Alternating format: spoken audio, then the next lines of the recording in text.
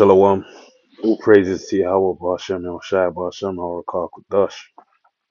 Double honors unto the elder apostles and elder bishops of great most honorable well. And shalom to the all for elect. This is Paya Allah.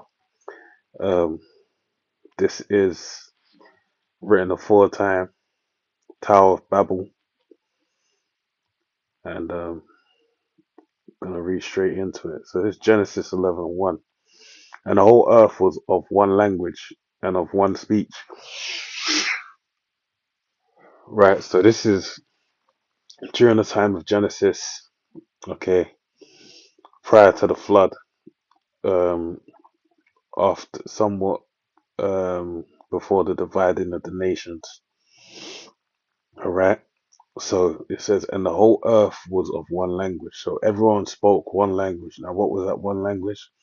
That one language was the Lashwan Kodash, the pure tongue, otherwise known as Hebrew or Ibar in the Lashwan Kodash. All right. So everyone spoke that one language, and in doing so, it was easier for the different nations, tribes, where the dividing of the people, wherever they were, to communicate one to another and of one speech. And it came to pass,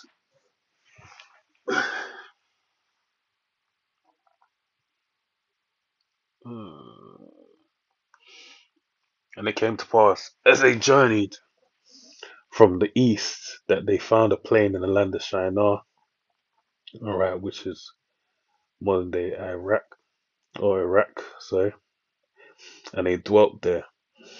And they said one to another, "Go to, let us make brick and burn them thoroughly."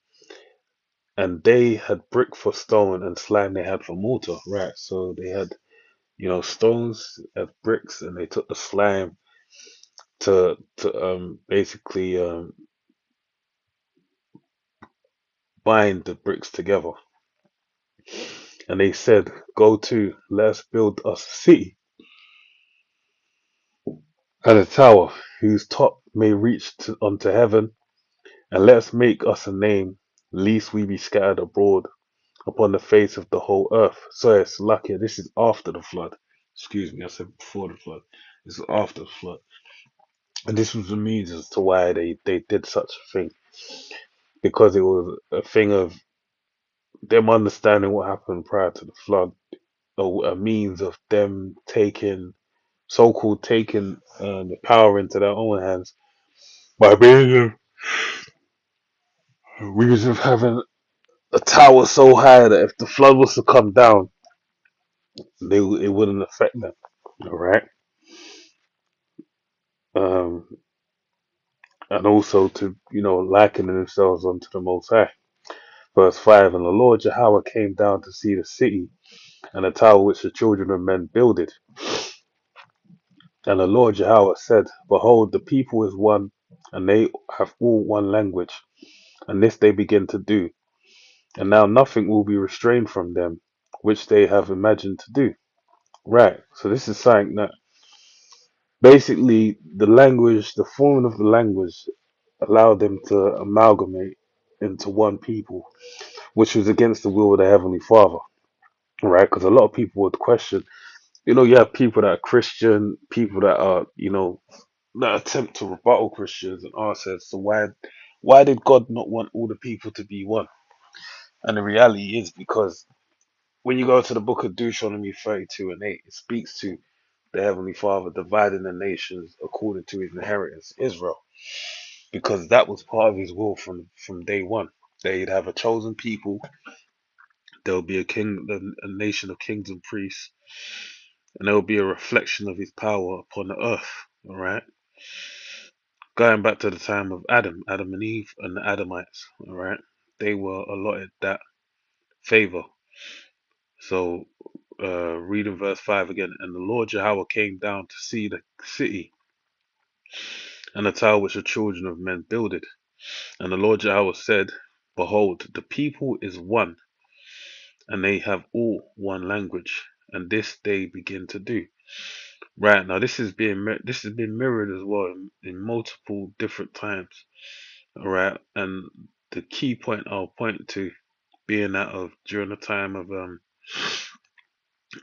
the Greeks, all right, Hellenization, that during the time of which was during the time of the Greco-Roman Empire, you had them all come together under the guise of Hellenism, right, being Hellenized. And then you had Antiochus Epiphanes the Fourth, who basically made that decree as to whereby everyone that was part of his kingdom to basically um, move themselves from their nation and become one people. All right. So, but then this is greatly because it was the same spirits back then. All right, and the same nation of people back then as well. The Edomites that basically, excuse me, basically rules the world now is personifying this at this moment with America at the helm. All right, being at the harlot that rides upon the beast with the seven heads and 10 horns. All right. With that being the case, um, what you have now is all people forming under this man's new world order, and that's why you have on the back of the dollar bill, um, Novus Ordo Seclorum, O pluribus unum, out of many one. All right, which basically speaks to many people, of all the many people, everyone is becoming one. All right. So it says, and now nothing will be restrained from them, which they have imagined to do.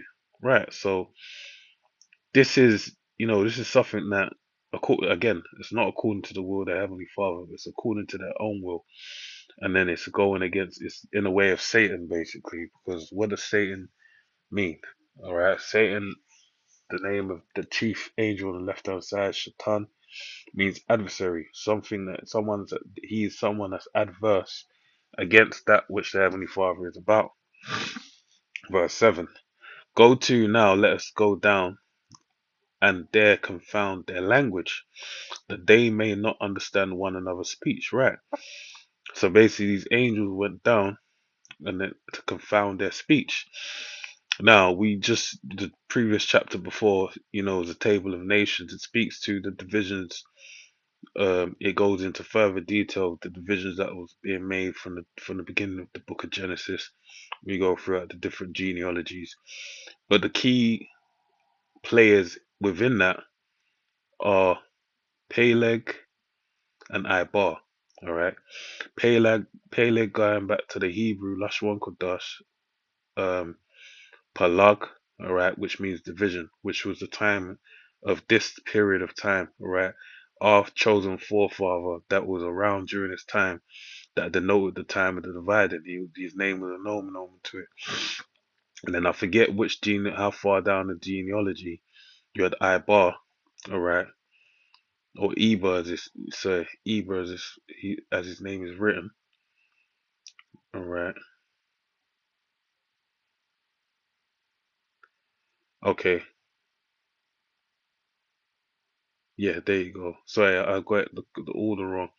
First, it was Eber, all right, from the past, speaking to him having, being the forefather of the Hebrews, and then that his chosen line would be Peleg, which when they were divided, he kept hold on that. He was the Hebrew of the Hebrews, so to speak. All right. So that speaks to that time. All right, when the nations were divided. Okay. So I'll read it again, verse 7. Go to, let us go down, and there confound their language. All right. So that's when you had. This is why when you go throughout different languages upon the face of the earth, you'll find remnants of Hebrew. All right. Because everything comes from the Hebrew language. But what happened was the nations were divided as to where, in some cases, it's likened onto like Arabic, Assyrian, and various different tongues like that seem like a dialect of Hebrew. All right, like a dialect of Hebrew, as opposed to you have other languages that's something totally different, but you'll find there's Hebrew words that are within it because that was a confounding of their language, that they may not understand one another's speech. So the Lord Yahweh, and that's why it's like that because it's for them not to understand each other's speech. All right, even though you have those that have a dialect, a similar dialect, really, when the ones that I'm speaking to is the ones you get as you get closer. It's really the handful of it's a handful of few due to proximity or whatever it may. The spirit of, I'm not gonna act like I know it is. I say it's down to the spirit of the heavenly Father. All right. So verse 8. So the Lord Yahweh scattered them abroad from thence upon the face of all the earth, and they left off to build the city. All right. So let's read it again. And the Lord Yahweh scattered them abroad from thence upon the face of all the earth, and they left off to build a city. Therefore is the name of it called Babel. Babel. All right. Babel, which basically goes back to the Hebrew Babal, which means confusion, because the Lord Yahweh did there confound their language and all of and language of all the earth, and from thence did the Lord Yahweh scatter them abroad upon the face of all the earth. Now this is no different. This being the original Babylon, Tower Babel, and he had the kingdom of Babylon that was ruled by the Assyrians, all right, and then you had after that. You had you have Babylon the Great, which is being spoken of in this time. All right, the Assyrian Empire went into the Babylonian Empire as it's known, but they were nothing but Assyrians of that time. But when you deal with it, this is something that happened. The things that are in the Aforetime written for our learning, and there's no new thing under the sun. So how it ended is the way it's gonna end with this in this place. But as the prophecy is written, it says, it speaks about Babylon being taken out with fire, and no man will dwell therein again. But the old Babylon, you can go down uh, um, to Iraq, and you can basically see it there. All right, you can see what it used to be. The remains are still present. They speak about it. They go down there and do documentaries. But this Babylon that was spoke of, prophesied to be done away with via fire, is talking about America, which is Babylon the Great. All right, so that's as simple as it is. It's things that are in the fourth time for our learning. So with that, I pray you edify to the next one. Say shalom. Shalom.